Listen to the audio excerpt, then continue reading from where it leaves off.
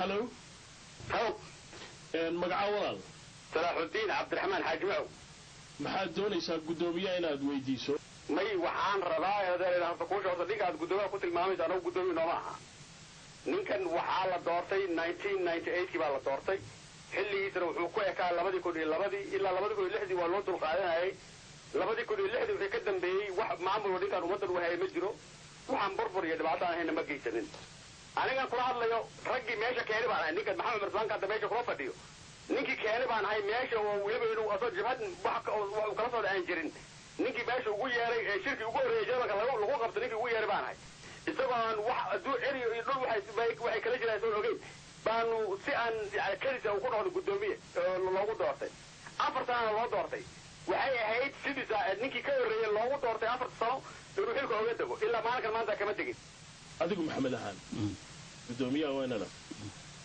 waxaad soo aragtaa nin Soomaalida reer Soomaaliya waxaad soo aragtaa oo aad tahay nin Soomaalida reer Ethiopia dalashada haysta maxay horta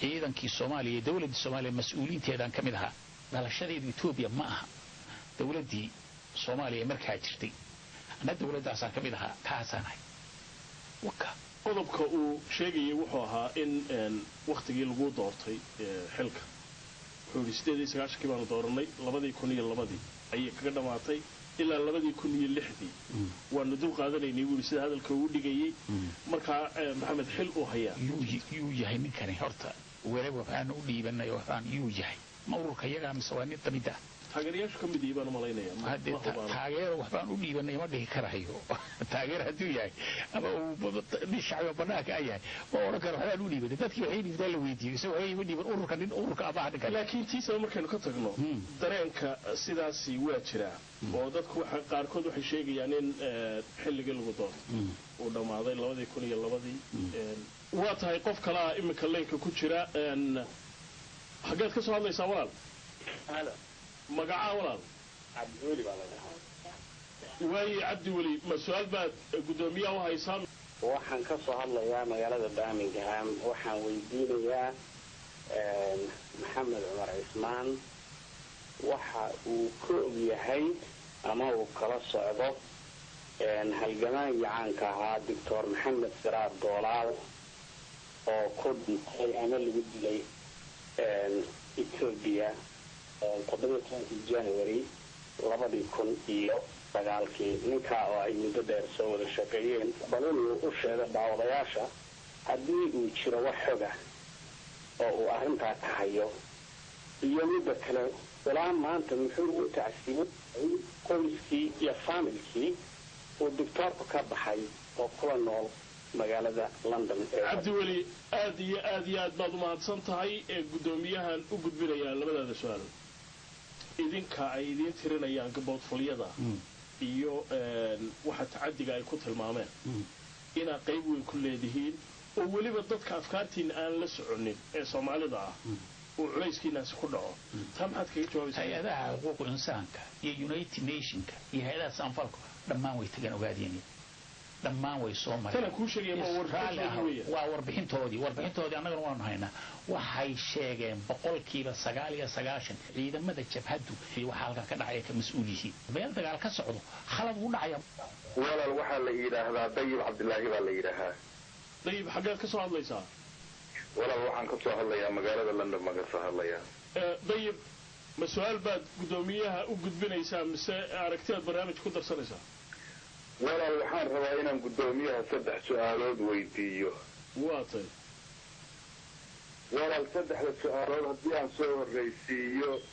14 bishaan aynu ku jirno maanta degmada Sagageed gabadh la yiraahdo Cibaado Maxamed Axmed Yuusuf oo xaamilo ah 9 bilooda haysatana 8 ilmood oo agoona ayaa 3 habeenimo inta gurigeeda loogu soo galay bay ciidamada ONLF ku dileen gurigeeda gudihiisa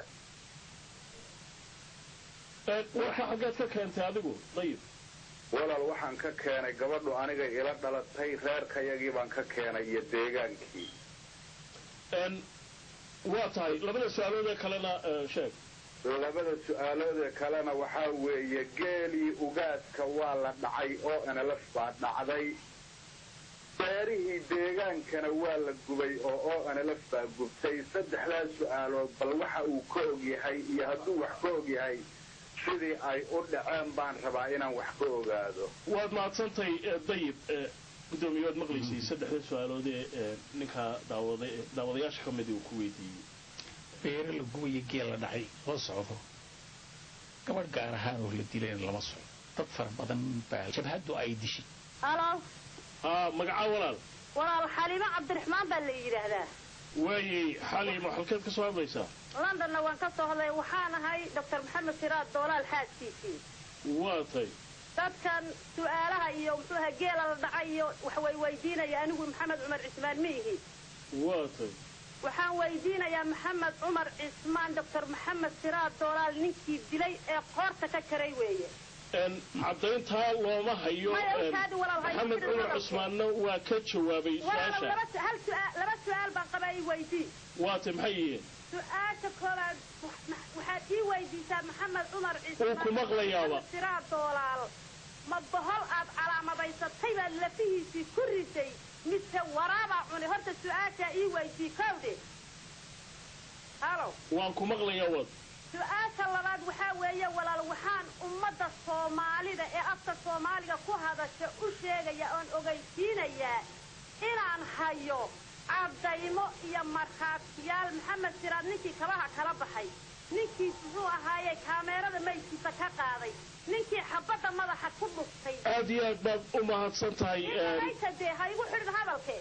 xaliimo qodobkaagii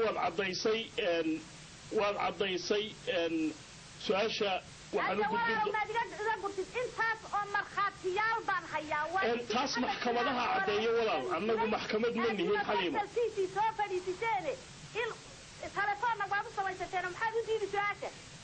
su-aashaada waanu u gudbinaynaa waanu maqlayaa walaal waanu ka jawaabi doonaa. jawaabta dhegaysa hadda. way jiraan sababtu maxay waxaa weeye ruux jabhaddu ay disho waa ruux maxkamad lagu dilay oo ruux intuu khalday la soo qabtay maxkamad la keenay maxkamad lagu dilay. jabhadda xeerka u yaalla iyo nidaamku waa saas. dhulkaas waan aqaanay xidhiidh aada ayaa idinka dhexeeyey ogayaha arrimo dibaddu ahaa markii dambena siyaasadda ay isku khilaafteen. tuhunkan ama xaaskiisii ay sheegayso ama dadka kaleba ay ka dhawaajiyeen maxaa keenay? ma garanayo runtii wax keeni karaa maba jirinba runtii. laakiin aragtida siyaasadda waa ku kala taganay. aragtida siyaasadda waan ku kala tagnay runtii laakiin haba yaraatee wax keeni karahaya tuhun noocaasa laakiin waa wax boqolkiiba 99 ina qayb ku leedihiin waxyaabaha la sheegay wax ka jira. waxaa la sheegahayo waxa ugu yar baa ka jira dhici karaya. cabdisalaan may maqlaysaa? waan ku maqlayaa walaal magacaa. cabdisalaan waa cabdiweli oo mar labaad ku soo noqday. waxaan sabood garaynayaa xaaska arrinta ay sheegtay doctorka xaaskiisu. ninkan waa inuu arrintaa caddeeyaa. markhaatiyada iyo waxay sheegaysaana wax jiro weeye. nin ay isu dhaarteen buu ahaa. meel walba maxamed siraad doolaal wuxuu ka sheegay in la dilayo. marka it's not gonna be easy mission. information khaladaad yaad haysataan. marka haddii jabhaddu ay dishay ruux jabhaddu ay disho waa ruux maxkamad lagu dilay oo ruux intuu khalday la soo qabtay maxkamad la keenay maxkamad lagu dilay. jabhadda xeerka u yaalla iyo nidaamku waa saas. sharcigaas igdii u hoggaansani kar weyda jabhad gacantooda inay ku dhimato baa suurowday iskama disho dadka.